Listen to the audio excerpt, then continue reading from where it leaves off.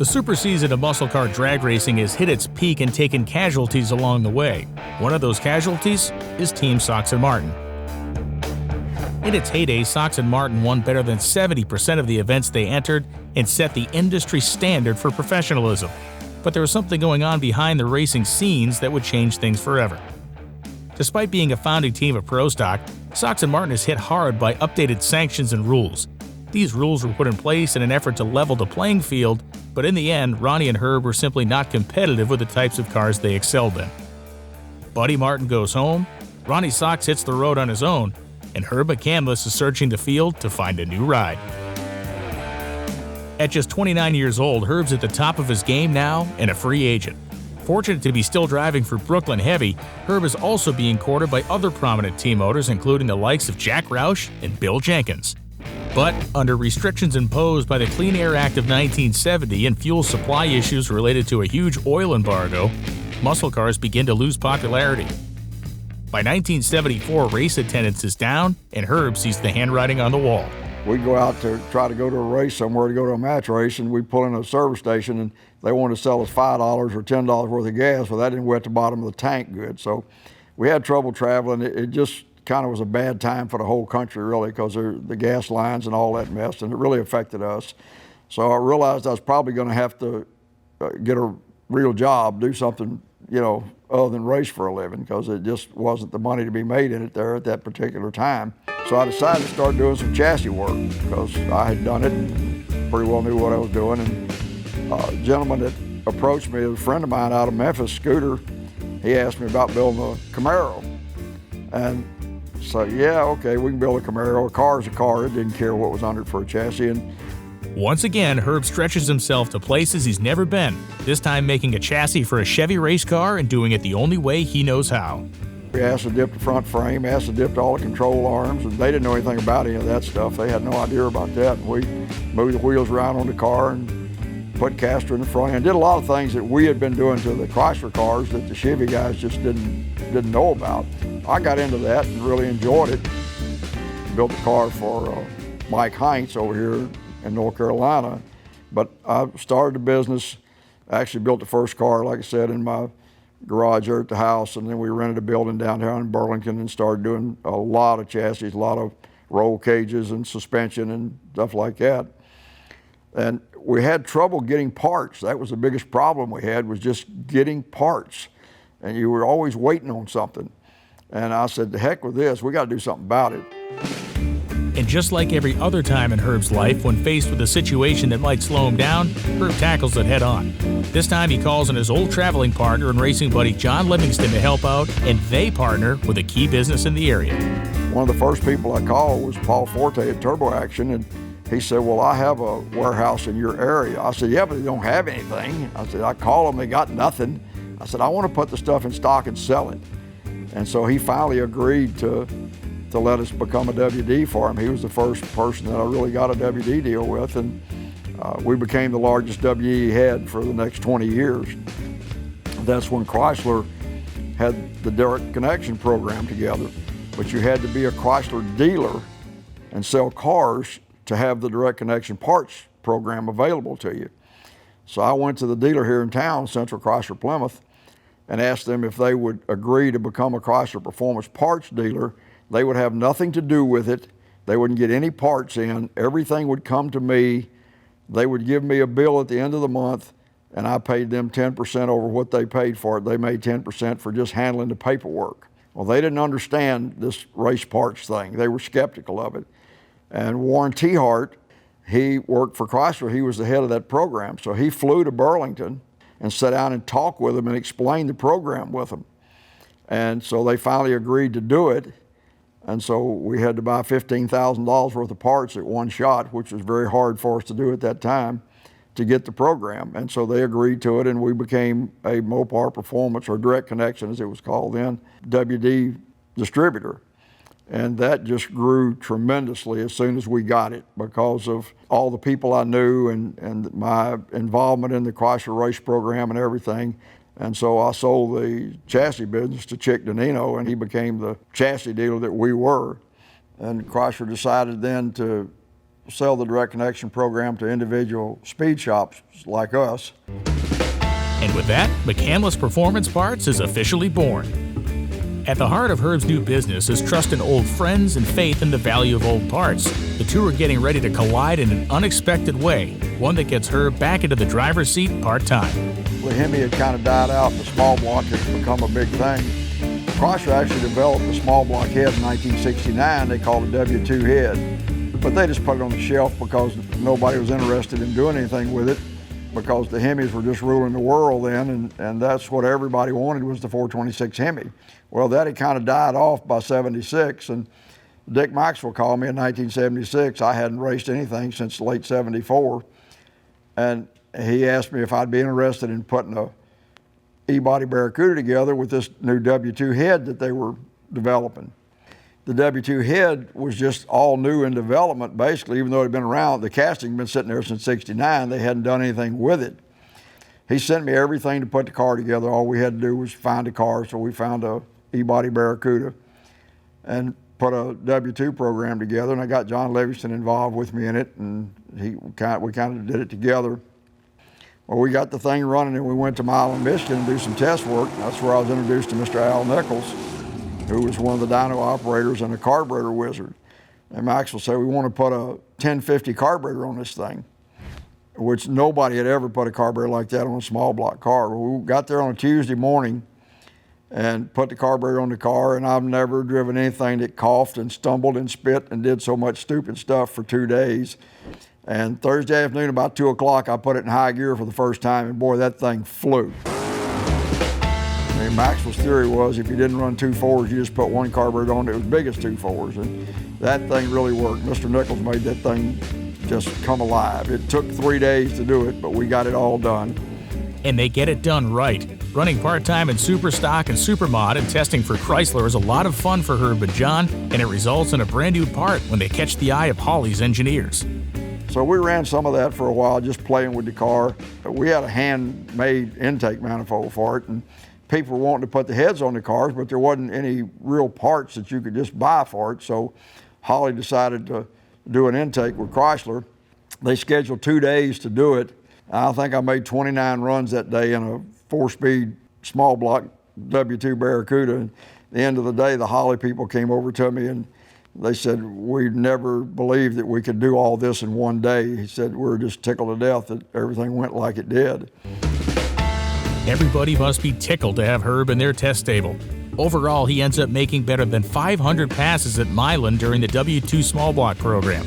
And it's all good for Herb with the exception of one thing, which has to do with his natural competitiveness and Chrysler's archenemy. The only thing that made me mad about it is about 6 weeks later, they took everything we learned in that intake manifold development with them and put a Chevrolet flange on it and sold it as their new Chevrolet intake manifold. And it wasn't a thing in the world but a copy of the W2 manifold that Chrysler had paid for or whatever. And all at once they became very competitive with that head.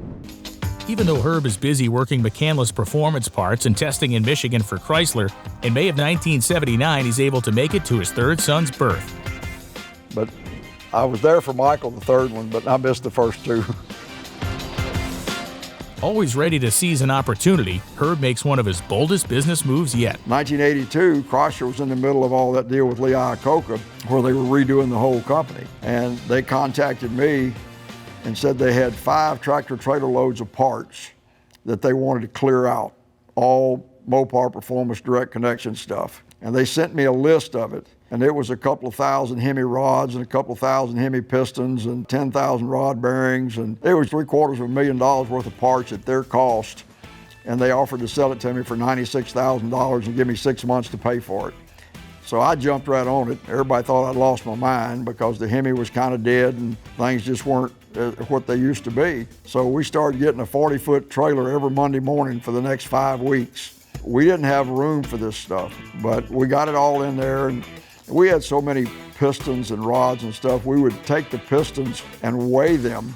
We could actually put a set together that was within a couple of grams on each piston. We would sell them as a balanced set. Well, that saved the guy money because he didn't have to pay somebody to balance the pistons, where you made each piston weigh identically the same thing. And we did the same thing with connecting rods and we would just sell this stuff just as fast as we could sell it. That turned out to be a fantastic deal for us. It really did. Once we got through that program with Chrysler, whenever a truckload of anything would come up that they were wanting to get rid of, they would call me first. I bought a truckload of the Chrysler Superstock springs. I bought truckloads of complete engines. They liked me and I liked them, and it really worked out really, really good for us. With buying bulk from Chrysler working so well, Herb figures, heck, if it ain't broke, don't fix it. We got into the rear end business, so we got to building Dana 60s because there wasn't any place to hardly get a decent rear end built. Well, we got hooked up with Strange because I was buying a lot of axles from Bob Stange, and Bob called me one day. He said, I want to send you a dozen axles in 1-inch increments with 2 bolt patterns with 3 inches of spline on them. So you can use them in the Dodge Chrysler situation or the Ford and Chevy situation. I said, what happens if I can't sell them? He said, if you hadn't sold them in 6 months, he said, I'll buy them back and I'll pay the freight on them. In a period of about 2 years, we wound up with 200 axles in stock all the time. We were the only place in the country where you could call up, order a pair of axles and have them the next day. If you called any of the axle people, it was 3 weeks. We wound up selling about 2.5 pair a day, 5 days a week. We bought everything we could buy in large quantities because people would sell it to us at a better price, and we had a lot of inventory, but that's okay. We turned it over, so we weren't really concerned about it. One day Steve got in a shipment and he stacked all the rear end housings, stood them on end, and then stacked all the axles beside them. My kids were a big part of the business as far as helping us do things, and we just carried all the boxes out to the house. If the kids would misbehave, Mom would send them out in the garage and make them make boxes for 2 hours or something. But it was all hands on deck. One summer, Michael tore apart 1,500 positive traction units, and he had to pull the side carrier bearings off all of them, and he spent the whole summer doing that. And we rebuilt them and put them in 8 3/4 rear ends and sold them. Up into the summer of '84, Herb continues to race for the pure fun of it. I love to make a run in the car. That to me was therapy, I guess you could say. I'd get in the car, close the door, and make a run. That was a lot of fun to me. I really enjoyed that because I had the ability to do it. The business was growing. We were having a lot of customers. We built a lot of cars. We went to, I believe it was Kinston, we went to a race down there on a Sunday, and as soon as I got there, here comes some of my customers. Well, you got to be nice to your customers, and it was 2 hours before I got the car off the trailer that day. And I only got a chance to make one run before we started running it, and it was just a horrible day. It was 90 degrees, and we were miserable, and every time I'd come back, somebody would come over and ask me something about their car, or do this, or could I look at this, or whatever. And we left there that afternoon about 5 o'clock, and I told Marie, I said, I'm through, I quit. This is not fun anymore. And for Herb, when it's not fun, it's not worth doing. But passing the torch? Now that is fun. Well, Herb Jr. had turned 16, so we put an automatic in the car so he could play with this bracket racing stuff. So we go out to the track, and he makes a run in the car, and the thing is still really very fast. Taking on Herb McCandless Jr. Sorry about the delay and the noise there, ladies and gentlemen. He wound up becoming a very, very good superstock and bracket racer. He won the IHRA Points Championship later on. Shaky, but he did straighten it up. Top end charge. McCandless 598. Thrilled about what Herb Jr. is doing behind the wheel, Herb's also pushing the accelerator on expanding the business. So then we decided to put in a machine shop. We started in building nothing but Chrysler engines, 440s mostly. And we hired a group of people that, to do the machine work and stuff.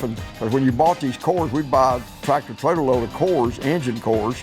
I bought something called an Ampro system. You cooked the block for 20 minutes, and then you moved it to the next big steel box, which shot blasted everything. Then you moved it to the next box, which tumbled all the shot out of it.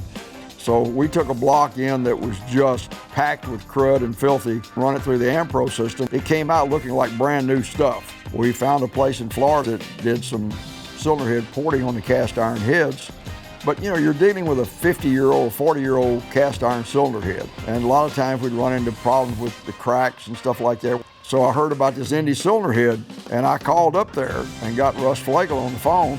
I said, I understand you're building a head for a big block Chrysler. And he said, yes, we're going to build a very good head for a big block Chrysler. So we got a pair of them, and we put that thing on the car and went to the drag strip, and we were totally amazed at how fast this car was. It gained 100 horsepower when you put the heads on it.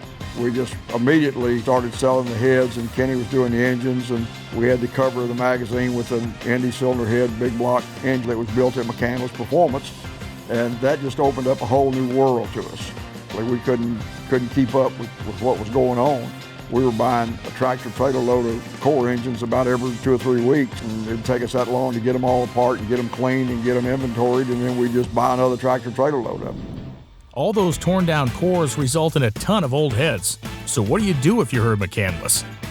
We were using mainly the blocks for the cores to build the engines and putting the Indy heads on, and we're sitting here with probably 600, 700, 800 cylinder heads stacked up. We decided to just remanufacture some of these heads for people that couldn't afford to buy the big heads. And we got into putting the 214, 181 valves in the heads, the stainless steel valves, and putting new guides and new springs in them. Chip Manley from Manley Corporation came by the shop and said, we want to build a valve exactly like you want for these cylinder heads. So we agreed on a price, and I said, okay, make me 500 of them. As soon as the 500 came in, I called them back and I said, I need 500 intakes and 500 exhausts. And the guy said, Herb, I just shipped you 500 of them last week. I said, yeah, I got them, I need 500 more. Stuff like that, I had the nerve to do it because I knew there was a market for it, and I knew that people appreciated it when you did something like that that really helped them. It all paid off in the end. Paid off because Herb is as clever in business as he is in optimizing race cars. Chrysler had a dating program where if you bought $10,000 worth of parts, they'd give you 30, 60, 90 billing on it. So I would load up with cranks and other parts, and as soon as they would come in, I'd order $10,000 more worth. And that would come in about 4 days later, and I'd order $10,000 more worth.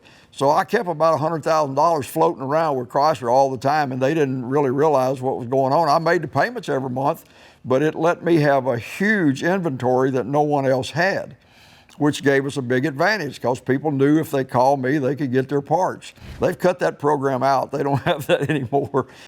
Herb's just as competitive as ever when it comes to Chrysler sales contests.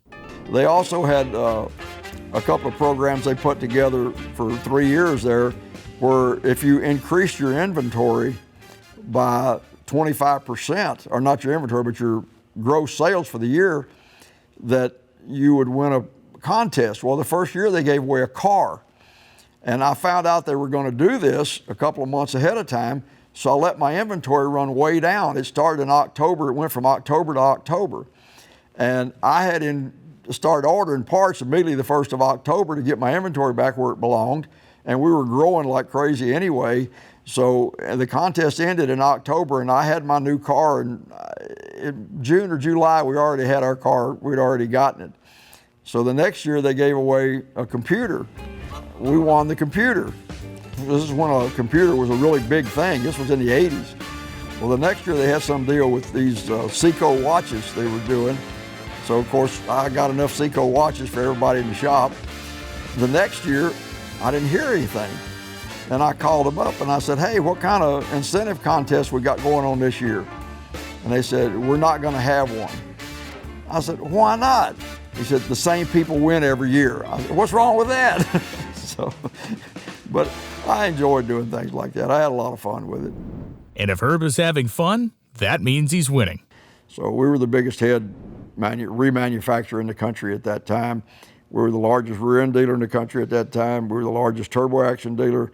And back then it took weeks to get a torque converter. It was 4, 5, 6 weeks sometimes. Not if you bought it from Herb, you had it in 2 days. And that's a great business model, as long as you can keep up with it. The last year that I was in business in 96, we shipped out 600 cylinder heads on UPS. It got to a point we were doing it, we were working 7 days a week from 5:30 or 6 in the morning until 9 or 10 at night doing cylinder heads. At one time, I remember being 64 pair of heads behind. We were there for 22 years in the business. And Marie, she ran the office, she paid the bills. The poor lady almost went crazy several times when I would buy some of these truckloads of stuff, and she would just get so nervous and tore up, but it always worked out. In 22 years, I never saw a paycheck, never knew how much money was in the bank, didn't care. She didn't tell me that we couldn't pay the bills, so I didn't worry about it. All I worried about was taking care of my customers and dealing with the manufacturers. And I was to the point that I was really wore out.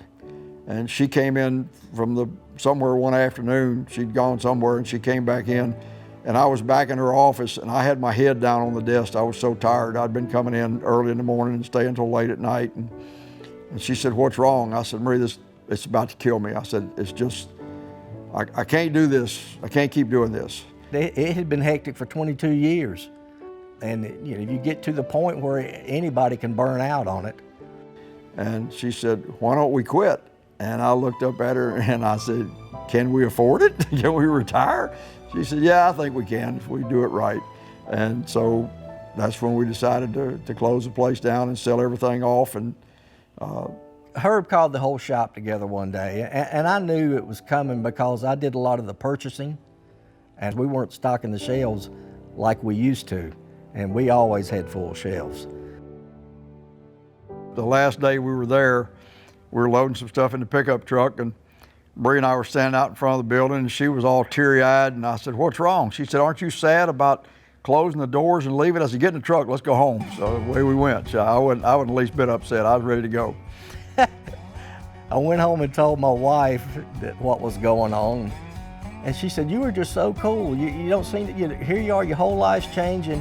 You're going somewhere else to work, and it doesn't seem to be bothering you." And I went, "If I worked for Herb McCandless for 22 years, I can work anywhere." I carried a ton of stuff home. I built me an 80 by 80 building down behind the house so I'd have a shop to work in, because I knew I was going to be doing something. I wasn't going to sit around and do nothing, because I don't do nothing very well. I got to be busy. And I carried a bunch of stuff home from the shop, out of the machine shop, out of the rear end shop. And it took me a pretty good while to get all that organized and settled up and fix me a setup there where I could do whatever I wanted to do. Even with all that, Marie manages to get Herb away from the shop for some great adventures on the road.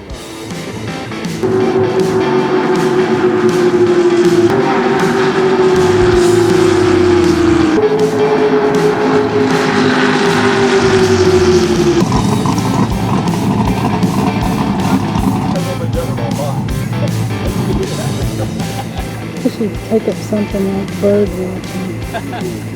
Well, how was it? Just getting good. Of course, it wouldn't be a McCandless trip if it didn't have some amount of suspense, hey boys, right? That's your grandma back there. Remember her? She really does exist. We've got pictures Like of her. the trip to Mexico in an RV caravan strapped to the back of a flat car on a train. We just went into a tunnel. Where? We're in a tunnel right now. God, it's dark. It's dark. It's pitch dark in here. God, I can't see a thing. is this that mile long tunnel? I don't know. It may be. Oh, we're out of the tunnel now. I had to take over the camera and start filming because Marie is under the couch, I think. It's about a mile down there, I think. I don't know. It's a long way, and we were stopped right on the bridge. I'm not moving. They have blown an air hose on the train, and we are sitting on the damnedest, shakiest looking bridge, but I'm sure it's okay. Marie is scared to death, and I feel so sorry for her. I didn't notice, was there a sign there that said no fishing from bridge? Tell him to just get the off of it. Let's say it has been a very, very, very, very, very long week.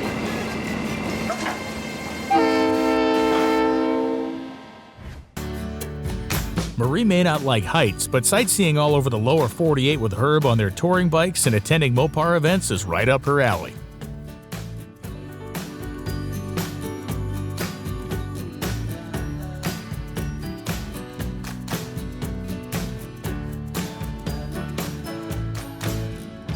One of Herb and Marie's grand adventures involves a rundown car, a coast-to-coast trip, and Marie's heavy foot on the gas pedal. This internet thing had just kind of got started up good. When Michael was home from school, and the kids were back there on the computer.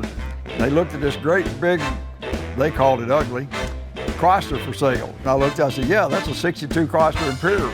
I said, that's a LeBaron. Boy, that's a rare car. So they got the guy's phone number and I called him up. I said, you drive this thing? He said, well, yeah, I drive it around here all the time. I said, would you drive it across country? He said, I don't know about that. I said, okay, we worked out a deal. I said, pick me up at the airport, and told him what day to pick me up. So I went to the airport and I had to go to the security division before I went to the plane because I had a suitcase with a water pump, a fuel pump, tools, plugs, plug wires, distributor, anything you could imagine. I had it with me that I could think of. So I get to the airport and this guy picks me up in this thing. There's no paint on it. The front seat is rotted. The headliner's hanging down, but it was running. So I threw my stuff in the back and took off across the country in that thing. And I'm riding along thinking, you're crazy. But I did it anyway. And so I'm in Amarillo, Texas, a day or so later. This guy walks up to me and I'm filling the car up and he walks around the car and looks at it. And he said, where'd you get that car? I said, San Jose, California. He said, where are you going? I said, Burlington, North Carolina. And he just looked at me, shook his head, and said, you're crazy. And turned around, walked off, and I filled it up with gas and drove it home. And I pulled in the driveway and Marie walked outside, and I'm so proud of this 62 Imperial four-door LeBaron that I bought. She said, what are you gonna do with that thing? I said, I'm gonna make it pretty and restore it. And she just shook her head and went back in the house. Well, about a year and a half later, the car's gorgeous. It's painted pearl white. And I took it in a million pieces and went through everything in it. And so we got it all running, and we were going to Charlotte to the Good Guys. We were going to carry the motorhome down there and just park across from the Good Guys there at Charlotte Motor Speedway. And so I told Marie, I said, you drive it. And I said, we'll head to Charlotte. She said, well, you've never even driven it. I said, don't worry about it. Just punch drive and punch the accelerator. It'll go. So off we go. And I told her, I said, now just ride along in front of me and just take it easy. And she's out of sight. I can't even see her. And I called her, I said, where are you? She said, well, I'm in front of you. I said, yeah, but how far? I said, what part of take it easy do you not understand here? I said, that's a brand new car, ain't never been driven. So we drove to Charlotte. We put 75,000 miles on it, driven it all over the country. It's one of the best riding, best driving cars that they ever built.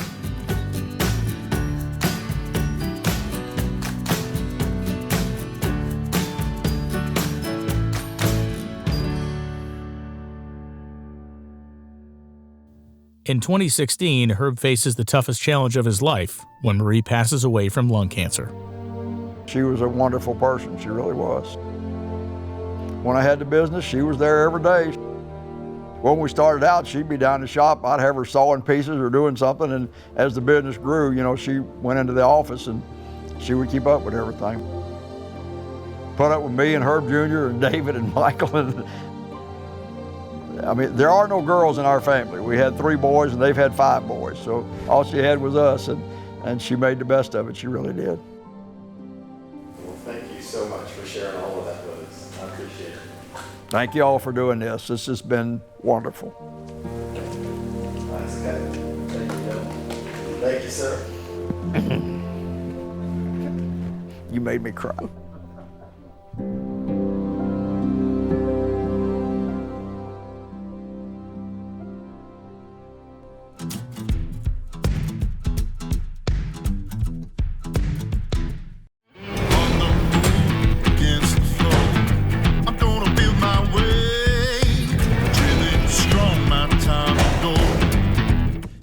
My day. It's a